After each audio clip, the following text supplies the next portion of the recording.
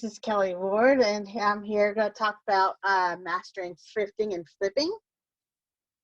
Um, and that's going to be our topic for the next couple of weeks. Um, and I'll tell you that in this thing, we're not going to tell you what to thrift. I'm going to show you how to thrift, because with thrifting, what's trending changes all the time. So if I tell you this week to buy Tommy Bahama shirts, by a couple months, no one's gonna want Tommy Bahama shirts. It's changed so much. I started thrifting back in 2014, and it changes every year. So let's go to the next. That's about me. That's me, Kelly Ward. I'm a nurse. I started selling on eBay in 2014. I started with drop shipping, and I did some RA and then I started doing thrifting, and I really love thrifting. It's one of my favorite parts of selling online. I like the idea of finding something that someone no longer loves, and it gets rehomed to another home that someone else can use it, and instead of being thrown away. It helps keep stuff out of the trash, out of the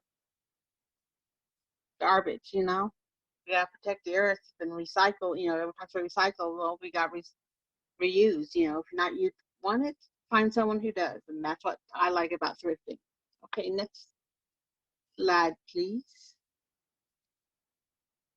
So in this series, we're going to talk about different ways to source inventory to sell. Besides thrift stores, there's garage sales and more. Go over those. How to make smart choices when you're buying your inventory, because when you make your money when you buy your stuff, not when you sell the item. You hear that a lot. It's true. And why we teach how to thrift and not what to thrift. And I just explained that because trends change, especially if you want to be selling clothes, because what was in fashion last summer is not going to be in fashion the next summer. So you have to learn to follow the trends. Next slide, please. So I like this quote. I put little quotes in there. It says, at every thrift store, there are $1,000 in profits to be found. The trick is knowing which items to choose. And that's so true, because sometimes those little items that you think won't be worth anything will sell for a whole lot. So let's go on and learn those tricks of knowing what to get. Next slide, please. So we're going to hit the thrift store with a little help of your smartphone. What I suggest is you take your smartphone and you go to Google Maps or whatever program you have in there and look up your thrift stores. Write them all down and just take time and visit all of them, and you take note of what are their prices like compared to other thrift stores. What sales do they have? Do they have like a weekly sale, weekly discount? Do they have days where veterans get discounts? And maybe have a little notebook and keep it written down, or have a little note. You got notebooks on your smartphone. You can keep track of all this. So you can say, well, this place seems expensive. I don't think I will be able to find much in it, so I'm not going to visit as much as the other one that sells same stuff for half the price. So you just kind of scout your area, so you know which thrift stores you would like to hit the most. Next slide, please. So we got different types of thrift shops. There's the big chain thrift stores. There's the Goodwill, the Savers, Salvation Army. I know there's all different ones all over the country. In my area, I have a Goodwill, and the rest of the ones are little mom and pop stores. I don't have a Salvation Army. We had a Salvation Army. It closed down. I was sad because they had really good low prices. But So, you got the big chain thrift stores. Then you have the church-run thrift stores, where it might be at the church, or they have a little small building next to the church where they have a little thrift store. The little mom and pop thrift stores that are owned by local people. There's consignment shops where people from the area bring stuff in and bring clothes, or usually it's clothes. They'll bring clothes in and they'll have the shop sell it, and they earn a percentage back. And sometimes you can just trade your clothes that you want to get rid of for store credit, and then you can just go buy shopping using that store credit from the clothes that you traded in. But usually those clothes have to be like pristine, or they don't want stuff that looks too out of fashion. They want to have stuff that they know they're gonna sell quickly. There's also what many thrifters call the bins. This is the Goodwill outlet store. You buy stuff by the pound there. You just get you get a cart, and these are like huge bins. I mean, you go swimming in them.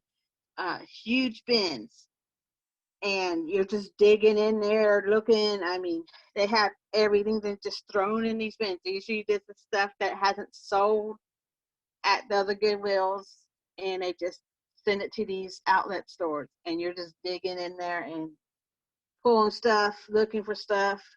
I've only been to one bins when I went down to San Antonio, and it wasn't too bad. It wasn't too crazy. It was a Sunday afternoon when we went, so I don't know if that was it, but I've heard some crazy stories, and sometimes they find pretty nasty stuff in there, stuff that's stained and stuff like that. I also put in here for their secondhand clothing shops, like Once Upon a Child and Plato's Closet. A lot of times they're kind of expensive to get clothes to flip, but Plato's Closet sometimes has uh-oh.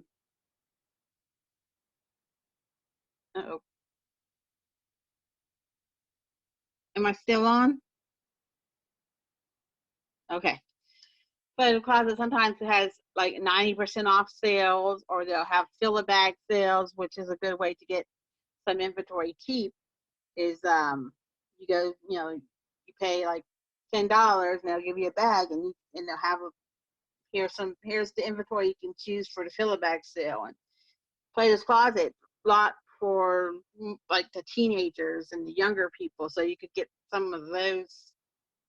And that clothes has already been checked for being in good shape, not something that's very all raggedy. Because it's like a consignment shop, they make sure that the clothes that's being there is good to sell, not something that's going to be full of stains and missing buttons and such.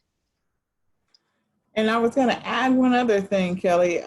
There's nonprofit thrift stores in addition to the church thrift stores. Yeah.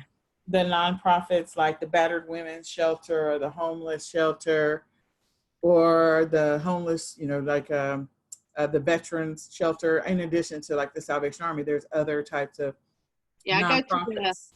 Assistance League store is one of my favorite to go to.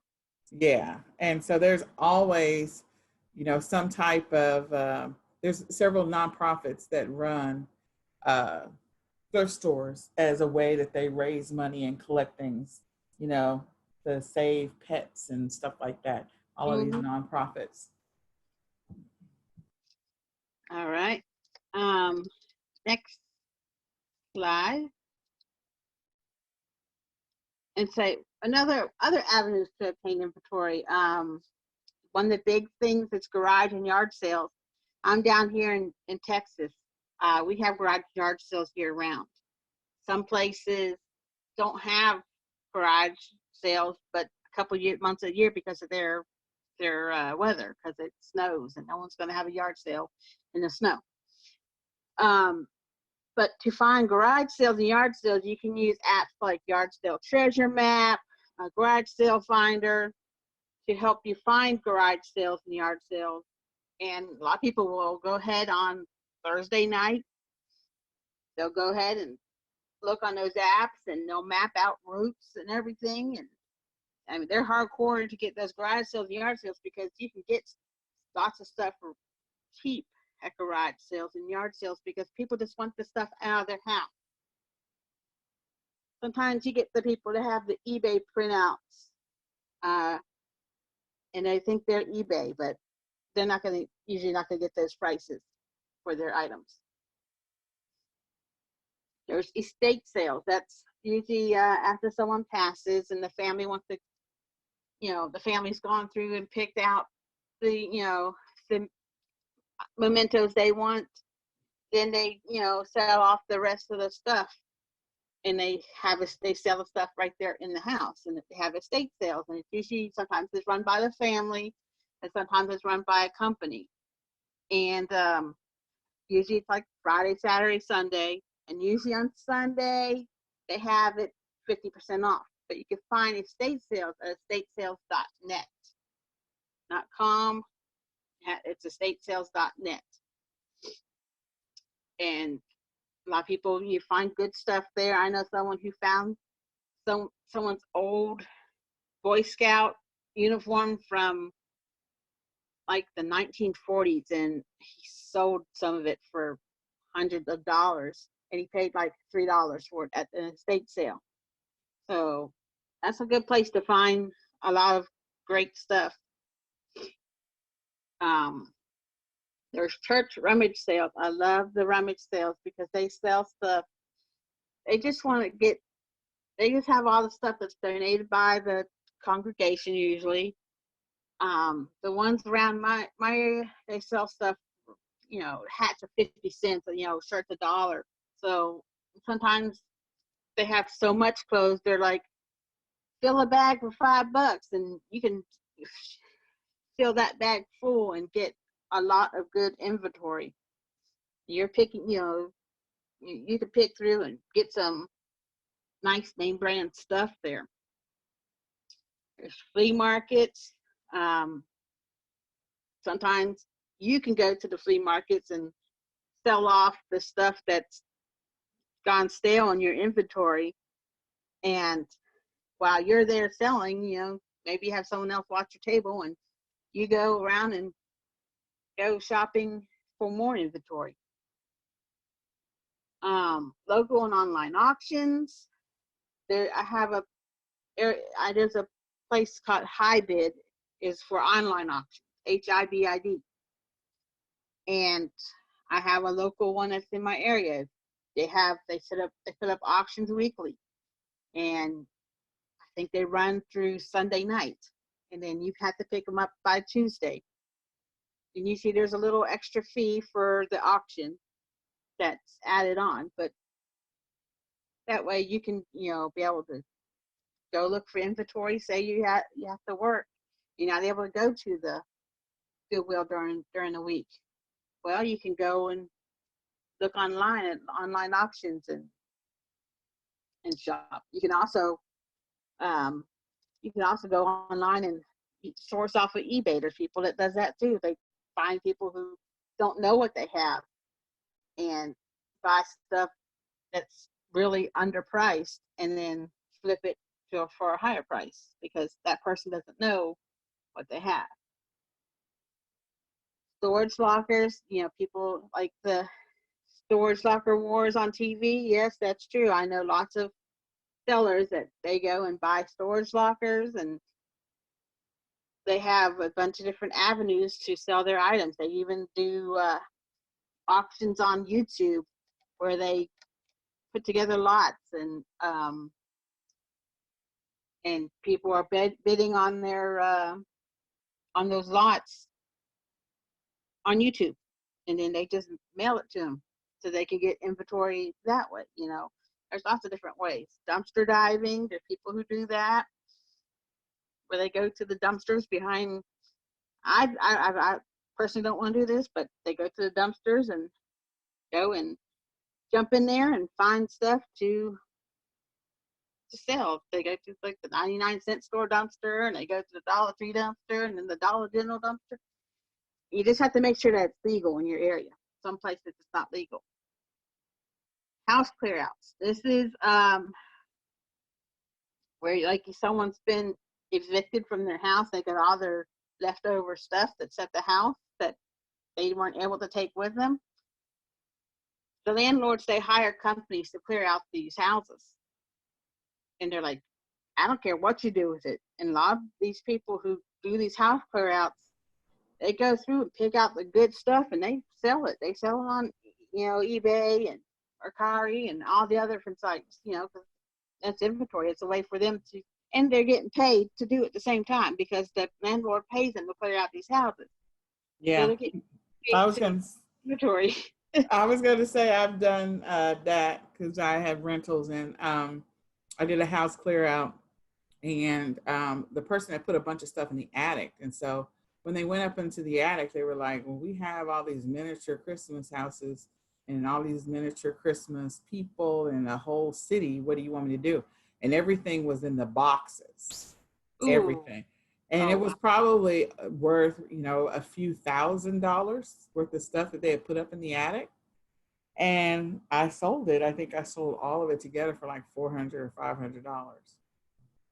It was a whole city. It was crazy. My goodness. So people really do that. They really do. Mm-hmm.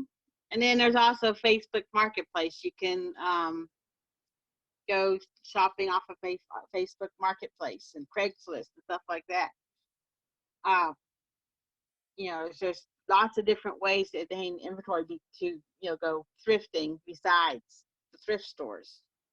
It's just whatever works for you and whatever's in your area. Because I know some people don't have a lot of thrift stores in the area, so they do storage lockers, or they don't like the thrift stores in the area because they're too expensive. They go garage selling, so it's what works best for you. Next.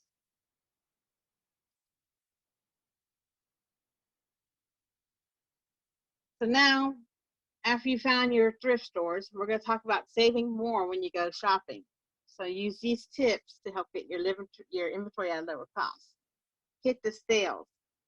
Follow your local thrift stores on Facebook. I have one that I follow on Facebook. That's a local thrift store. It's run by, it's a nonprofit. They run and they put their sales up. Like last weekend, they had 50% off of all their clothes. I fortunately wasn't able to make that one, but it's nice to know so you can I see on Saturday that they're going to be selling, all their clothes 50% off. Now I can plan ahead to fit that into my time, to go visit that thrift store. Or sign up for their newsletters. I have another thrift store in my area that sends me a newsletter every Tuesday morning. This week we're having 50% off of children's clothes. This week we have fill a bag at the books area. That way I'd say, hey, if they're doing fill a bag, I'm going to that store because I love selling my books. So, being able to know ahead of time what's on sale, and that way you're able to plan during your week of which stores you want to go to. And then there's also weekly discounts on certain tag colors. My Goodwill does a certain tag color. Tuesday through Friday is 25% off. On the weekend, it's 50% off. And then on Monday, it's 75% off. So you can go on Tuesday when they first change it over and get a little bit of the discount, or you can wait for the weekends and get a larger discount, or get that Monday and get everything really cheap. But by that time, there's usually not much left. So and then I have another thrift store in my area. They have two colors. They have one that's 75% off and one that's 50% off. That means they've been in the store for a long time. and they haven't been bought yet. Um, and also some places they do special discounts on certain days for veterans, teachers, first responders, senior citizens. And sometimes some places will give you a coupon for 20% off or 25% off or 10% off for doing a donation. So if you will have some stuff that you can't sell or is a bad buy, then you can just go and um, throw it, go donate it, and they'll give you a coupon, and you go around in and find you some new stuff to sell. Next slide, please. I was just going to add to that. So, one of the tips about thrift stores that I know, because we just recently went to a thrift store looking for something for Nicholas. But when she's talking about the red tags, so, when stuff comes into the thrift store, whichever day they get stuff daily sometimes. And sometimes, they bring in a crew to put stuff out, every week, but they'll put a tag on certain things, and that tag may have a specific color. And that's what she was saying, like certain days might be this particular tag is going to have 10% off and this particular tag. So one of the things that I'm sure she's going to cover, if she hadn't already, is, you need to get to know what's happening in your specific thrift store in your area. How often are they receiving new stuff in? How often are they putting stuff out? Because sometimes they receive stuff in, but they work it the entire week, and then they don't put it out until, maybe that Thursday or that Friday. And so know when they're putting the new stuff out. And if they're putting stuff out daily, that's great, especially like consignment stores. They'll sometimes put stuff out daily because they're getting stuff daily. Whereas, the Goodwill, the Salvation Army may wait a couple of days before they put new stuff out. And this is the perfect time of year to like go to these stores and find, $1,000 worth of inventory profits, because of the fact that right after the holidays, people are like, okay, I have too much stuff. I got to put the Christmas tree away and all this other stuff that we got. I don't have the receipt, so I can't return it. I know I'm not having a garage sale, so I'm just going to donate it. They get to the point where I'm like, I'm going to gift it. Either I'm going to re-gift it, or I'm going to sell it, or I'm going to donate it. And so this is the best time after the holidays to go and check out things for the next 3 months, because you're going to find a plethora of things to sell in the thrift stores around this time of year. And I just want to say, if they're putting stuff out, go into that bin. They might not let you look through it, and look what color tag is on the bin, so you know what is the new stuff. So if you're looking at, and I'll say, like I went to the thrift store today, and the blue tag was the one that was on clearance. But they're putting stuff out at the same time. I looked at there, it was yellow tag. So I was able to look at the yellow, I know the yellow tag was new and not had been seen by many other resellers, because I know there are other resellers in my area. I know that. So going to the next screen. So you need to also, when you're out doing your thrift store, your garage sales or whatever, make connections. Don't be afraid to let them know what you do. Some people are afraid, oh, I don't need to let them know I'm reselling. They might throw me out. They're not going to throw you out. Resellers are a big part of their business. They want you there. Maybe at the garage sales they won't be as happy, but sometimes they hear, oh, you're a reseller, or you sell stuff. I have more stuff back here. I know someone who made a connection. He made a connection at a garage sale because this guy had a lot of collectibles. Gave him his card, gave him a business card. That guy has called him up 5 or 6 times a year, selling him big lot of stuff. The guy he doesn't have to go to thrift stores or anything anymore. He can just sell all the stuff, all this collectible stuff that he gets from his guy, he calls him now. You go visit his guy. You got to call him his guy. You got to pick up another big bunch of inventory. So don't be afraid to make those connections. I know other people that put their business all on their, they have it on their truck, on their pickup truck. You know, I buy stuff. Here's my number. They probably have their own. They have a separate line for their business so that someone doesn't have their personal phone number. But you can do that with Google Voice. Make your own separate business number without having to buy a separate phone if you don't want to. And I was just going to say, the thing about this is that thrift stores are flippers too. They're resellers. So they know they have to make room for new inventory coming in. So not just, thrift stores or resale stores or consignment stores, like, all of those that have a brick and mortar, they got to make room.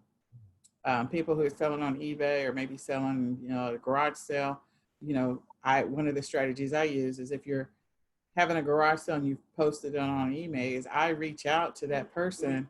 If it says that their garage sale is Friday and Saturday, I reach out to them Saturday, like late, because most garage sales are not going to be an all-day garage sale. They're done by about 12 o'clock, especially here in Texas when it's hot. Like, okay, we're done at 1. Like, we're done here.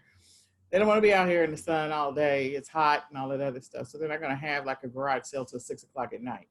So, I'll reach out to them about 4 or 5 and say, do you have anything left? And then I drive by and pick up what they got left, or you just sift through it. So that's another strategy. Yeah, just make up some business cards. You can get some card stock at Michael's or whatever and make your own, or you could go to Vistaprint or wherever online and have some made up so that you can have them on you, in case someone goes, you know what, I might have some stuff in my house, but I can't get to it right now. Is there a number I can reach you at? And you whip out that business card right here. Yes.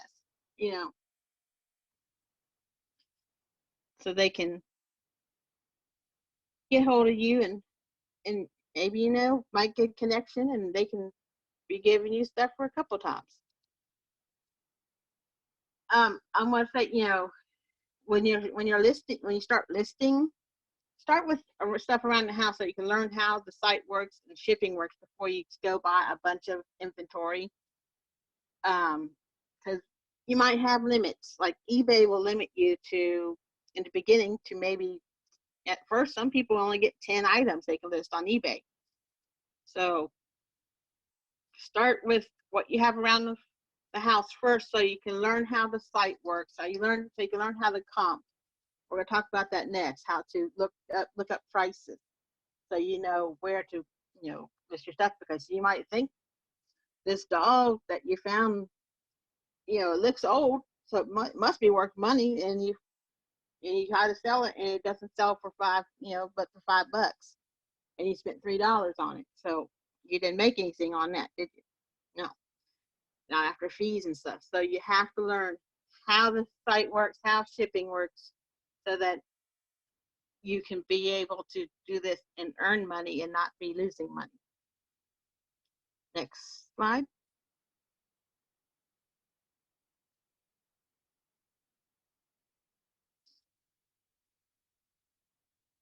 So we're going to talk about how you comp.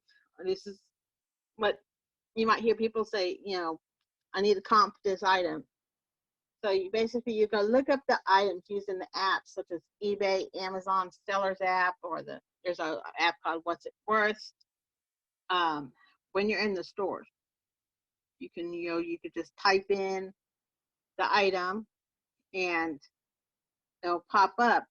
But you want, when you can see what people have listed for, you want to go to the filter up at the top and look what it's sold for, and you want to see how many it's sold. Because if only one has sold in the last 6 months, unless it's sold for a really lot of money, you might not want to pick that up because it's not popular. But you see there's 2 or 3 being sold every day, then that's something you want to look into. So I did have an example on the next slide. So you have these women's Skechers Shape Up shoes. That's a bolo right now, so just giving you a hint. These are those shoes that kind of have that rockety thing, you know. It's supposed to give you some extra exercise while you're walking. On the left side, where it's the black writing, you see where the prices are in black. That's what the listings are. On the right side, where you see the writings in green and you see sold, it has a date on there. That tells you what it has sold for, and all these sold for that price. If it's sold for a best offer or low, you know, someone offered a lower price, it would have a line through it and say, you know, best offer accepted.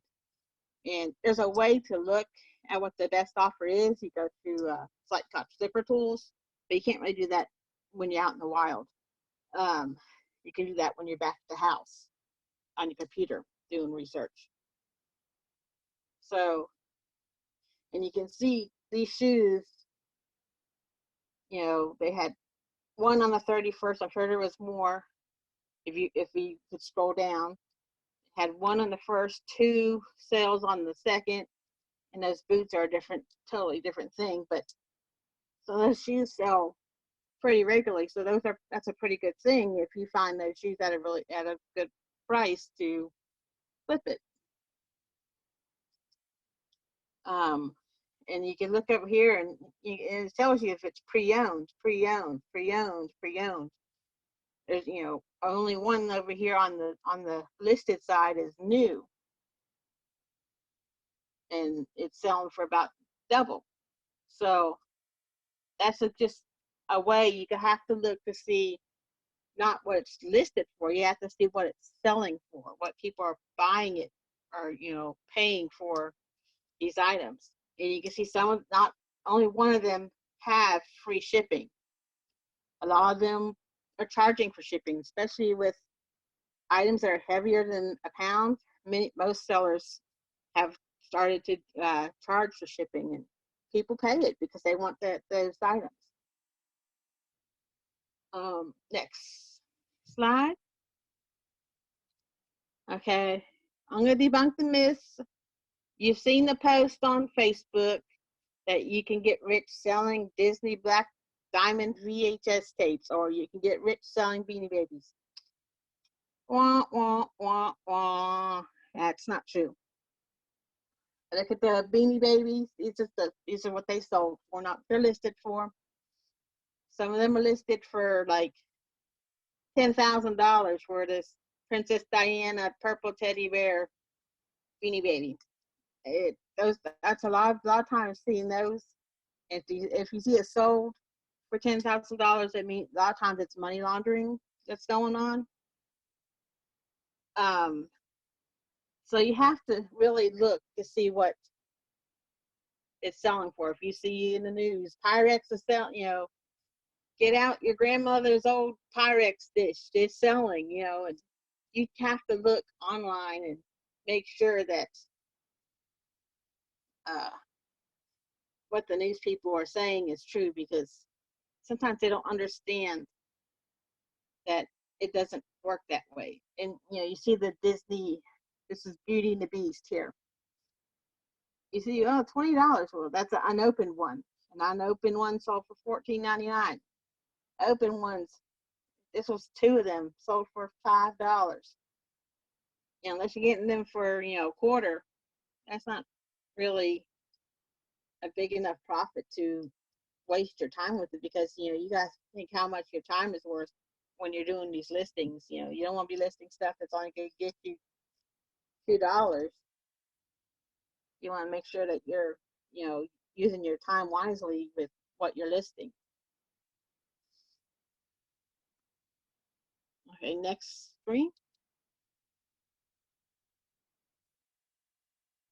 Okay, once you're home, here's some other places that you can research items, or maybe you can research before you go. I know if you don't know clothes, yeah, I don't know jeans. I just always wear Old Navy, so I don't know what jeans to are good to look for. You can go onto eBay and you can go and search the solds, and you can put up what for jeans have sold for $100 and down, and see what brands are the ones that are always do that. You can research all different video games that way. You can whatever area you want to um, focus on.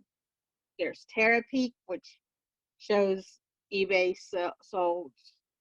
If you have a basic eBay store, the Terapeak basic eBay store and up gets Terapeak free with their eBay subscription. If you don't have a store, then you don't get access to Terapeak until you get to the store. But don't go by a store because you have to make sure that this is going to be what you want to do. Worth Point is also, it goes further back than Terapeak because Terapeak only does for like 6 months, I believe. Worth Point does a couple of years, so you can look to see, and maybe it's something that's really rare that you found, and you want to see if it, what it sold for when someone else listed it on eBay. Watch Count's another site that's free to use, and you can look up eBay sales. They show what items are watched the most. Pick Click, I like Pick Click. You can search quickly with eBay quickly, and it brings up uh, just basically brings up all the pictures, and you can choose a picture. It also brings up some Amazon too. So you can do research Amazon at the same time as you're researching eBay. And it gives you a lot of good information, like the high, the low that the item sells for, and how popular it is. And then there's Facebook groups, like if you're really getting into vintage items and you need help researching vintage items, there's lots of vintage eBay sellers and Etsy sellers groups out there. There's lots of thrifting groups out there. There's a ton. I'm probably a good 15 groups, and we help each other out. So someone might doesn't know what this is, but someone else may. Oh yeah, that's such and such. So sometimes we help each other out.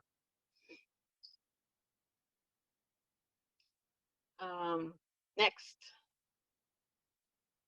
so before you leave the store, we're back at the store, the thrift store. You need to check your items. You need to look for defects, look for broken parts, missing parts, stains. If it's a movie or a CD, open it up and make sure that that's the actual CD in there. I've opened up stuff before and oh, this is a good game. Oh, why hasn't anyone picked up this game? You open it up and it's some other game that's been switched out, or it's empty. You gotta make sure that your item's there. There's stuff I thought, oh, this is new, and put it in there. When I got home, it was an empty box, or it had half the stuff. Um, Find an area with different lighting. Sometimes you can't see the stain right there in the clothes at the lighting of the store. Sometimes that fluorescent lighting just hides it. Sometimes just go to the window, look in the sunlight, look over stuff, and you'll find stains that you didn't see. You don't want to go home and find them. You're like, well, do I want to work on getting this stain out, or did I just waste my money? So make sure you look at the item with different lighting if you can, and plug it in. If it's electronics, usually they have a little area where you can plug in the electronics to see if they turn on, if they work. If you can, carry some batteries with you. in your pocket, just a couple AA, a couple AAA, just go to Dollar Tree or something and buy some batteries just to use, have to test items. And, check the battery area of the electronic store, toys or remotes or whatever, because sometimes people just leave batteries in there and there's batteries that exploded in there, and that's a mess to clean up. I mean, if it's really worth it, you can clean it up. It's not too terribly hard to clean up the battery areas, but sometimes it's just it's not worth it to do all that to clean. And you have to understand that your time is worth money when you're doing this. And if you're just cleaning stuff that's going to sell for $2, no, you don't want to deal with it. All right, next. So this is the thrifting supplies, stuff that you want to kind of keep with you. Maybe keep it in the car or have a little baggie in your purse with this, so that you can have this when you need it. Like I said, batteries of various sizes, so you can test items out. Maybe a flashlight. Maybe you're going to a estate sale and you're going down to a basement or a poorly lit area. You got your flashlight. Usually your phones have flashlights, but if you're trying to look up comps on your phone, you can't be using it as a flashlight at the same time. Measuring tape, if you want to figure out what size what size is this one, or is it a 10-inch or is it 12-inch, you can usually find a measuring tape that you put on your keychain. That makes it really easy. Of course, your money, if you're going to garage sales, make sure you carry, maybe lower bills. You don't want to try to go there and you're the first one there, and you want to buy something for $3, and you try to hand them a 20, and they're like, "Well, I don't have change." So make sure that you carry a bunch of $1 bills and 5s and 10s when you're out shopping, especially at garage sales. Of course, your smartphone with a charger and power bank if you're going to be gone. If you're going to be, doing an all-day trip, or you're out hitting garage sales like a community garage sale, those are the best. But because you can hit, there could be at least 20 houses having a garage sale all at the same time, and you just have to walk next door. So, and then if you're going to a garage sale, bring your own large bags, so that sometimes they don't have bags to put your stuff in, and you got your arms full and you can't go to the next garage sale because you have to go back to your car. So having a good large bag, like a lot of the thrifters, I know, they love IKEA bags. They go to get the big IKEA bags because they're tough and they're strong and they're big, and they can just fill it up, and when they get it full, they go back to the car and put out another one. And it may be easier to help you bring your stuff into your car if you keep it empty, large bin in your car, maybe a laundry basket, maybe a box in your vehicle, just to put your stuff in as you're shopping. And that way you just have to bring that box in. You don't have to make a bunch of different trips to the car. So that saves time, saves your back, unless you have kids, and then you just tell the kids to do it. All right, next slide. All right. So this week we've covered about finding items, how to look for items, what is selling, how to look, what the item's selling for, and what you need to have when you're out thrifting. So next session, we're going to kind of go over some of the bigger categories of thrifting. There's clothing and like seasonal items and electronics and more. There's so many different areas we could go over. So that's it for this week. I hope you enjoyed it. I don't know if Nicole might have anything else to say, but if you have any questions, just put them in. Well, we have a Q&A session coming up, but thank you, Kelly. And I just want to say, this is a great opportunity for everybody to, make some money thrifting. If you're not really sure about inventory, what to go buy at the stores, and you're not really sure, you're not ready, you feel like you're not ready for wholesale, thrifting is something that you can do. And like she said, each store has probably $1,000 worth of profit in them. So focus on that. That's a quick way for you to make some money. And books are in thrift stores all day long. Books, I love books. So take advantage of books and selling those and making some money, because this is a great opportunity. So if you're in an area where you have a lot of thrift stores, what you could do is you could schedule a rotation of, go to 4 thrift stores a week or 6 thrift stores a week and scan, and get listings. So scan and list, don't hold anything. And I'm sorry, Nicholas is in the background, but anyway, if you scan and list, that is, you can make some quick money. So if you put that on your schedule and you're able to find, $200 worth of profit in one store, 400 in another store, 500 in another store, in a week's time, as you list those items and you start to build up your inventory, you could get a place where you're making a couple $1,000s a week just by doing that. It's going to take some time, but you can get to that place, but you need to put that on your rotation.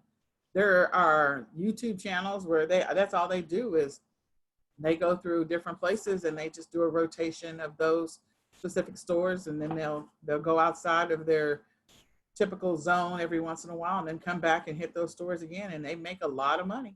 So just putting it out there. Yeah, I just want to say, don't overshop your how much faster you can than you can list, or you end up with what we call death piles, which I have a death garage. Yeah.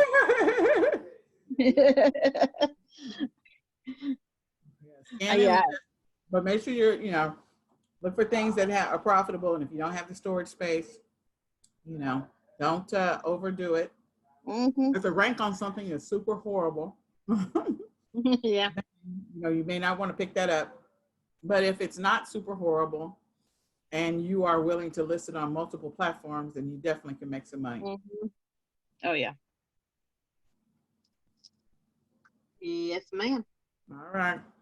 And I wanted to let you guys know that the eCom Seller Summit is coming up.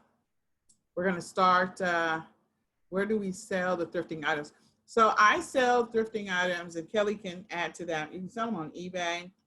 You can sell them on Facebook garage sale groups. You can sell them on mobile apps.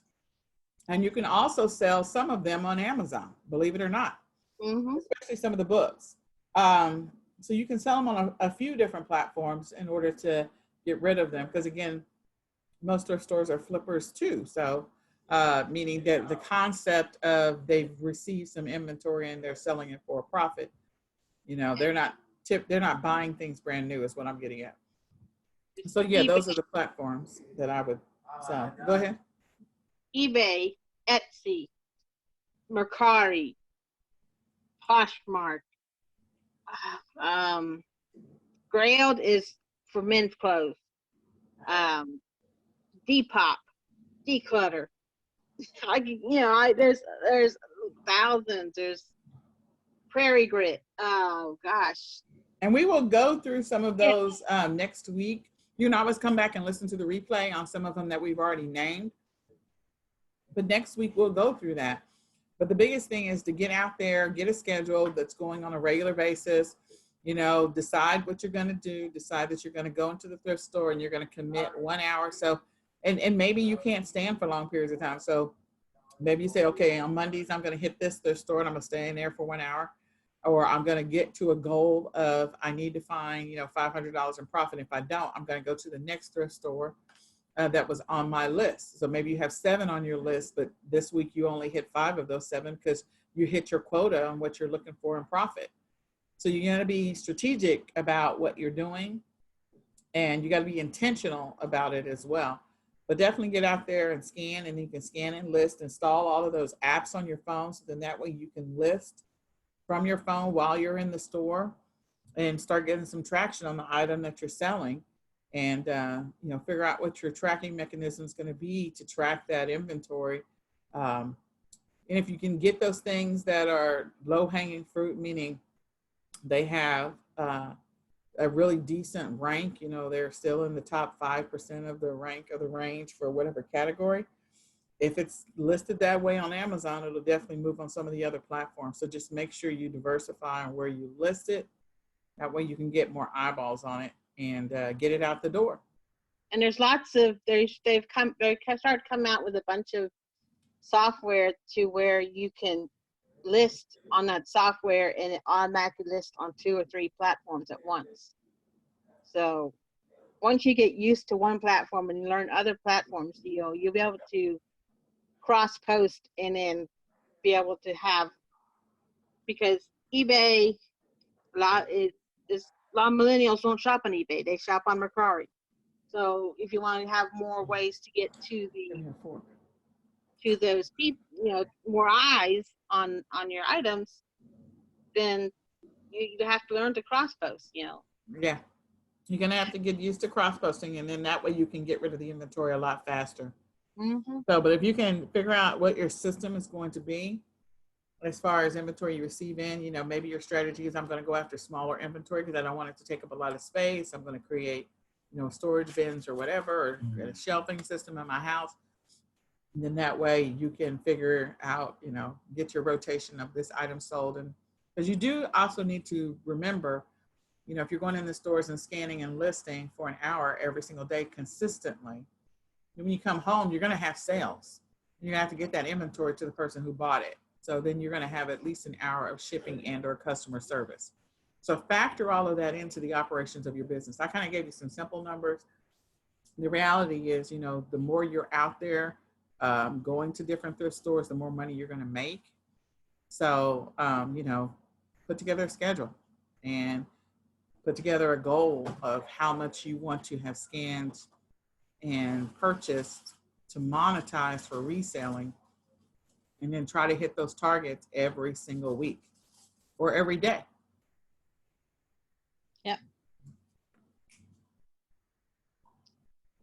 Yep, you just have to, I have my set routine on the days that I know that I'm going to be working the next day. I do my shipping sheet before. So it's right there for me to grab before I go out, and I leave early before work and I go to the post office. You can sign up for the post office to pick up from your house. I prefer just to go drop it off at the post office. My mailman doesn't get here till 5 o'clock. Well, if he forgets to come pick my stuff up, then my stuff has not been shipped out and in my 1-day policy. That's my shipping policies. I have 1-day shipping. So I have to do what I need to do to make sure that it gets shipped out on time. You can make a 2-day shipping policy if you want. It's your business to run. We went over the kind of that stuff in the business operations of earlier last month.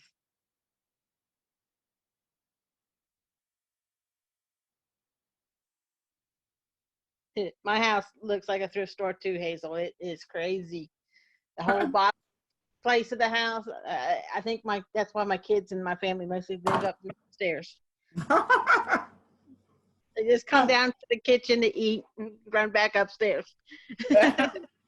Well, and the goal is ultimately, to get organized and to figure out how you can push your items out faster or list it so that you have more eyeballs on the item and get it out the door. And then at some point some will and some won't, but transition to not handling inventory at all.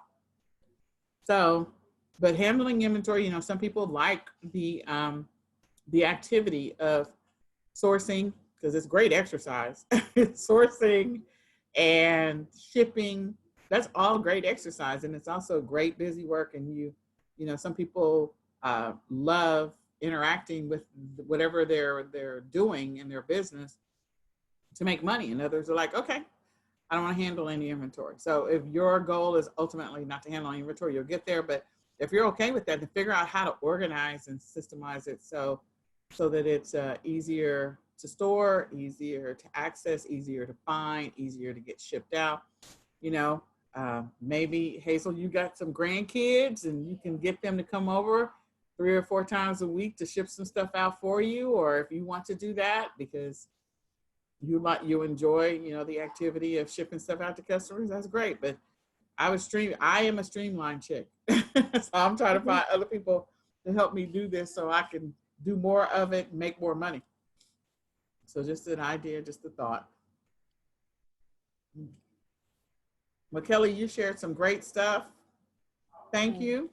And then we'll continue next week with this series. Well, we'll dig a little deeper into thrifting and reselling and flipping, and hopefully give you some additional strategies that will be helpful for you. All right. I hope you guys, oh, I know what I was going to say. Sorry. The summit is coming up. And so all active eCom Sellers Academy members will get free access to the eCom Seller Summit. The summit is happening in March. So we'll do the advertising for it here soon. We just want you guys to know that active members get free access to the eCom Seller Summit. I'm excited about that for you all. So I just wanted you to be aware. So when you see the advertisement, if you're an active paid member, then do not purchase your ticket. Otherwise, I have to issue a refund.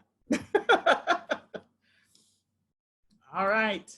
I'll talk with you guys later. Have a blessed and prosperous week. And the Q&A, I don't know who's hosting the Q&A right tonight, but it's at 9:30. So whoever is hosting the Q&A, just come on out and ask whatever questions you have. All right. Talk with you later. Bye.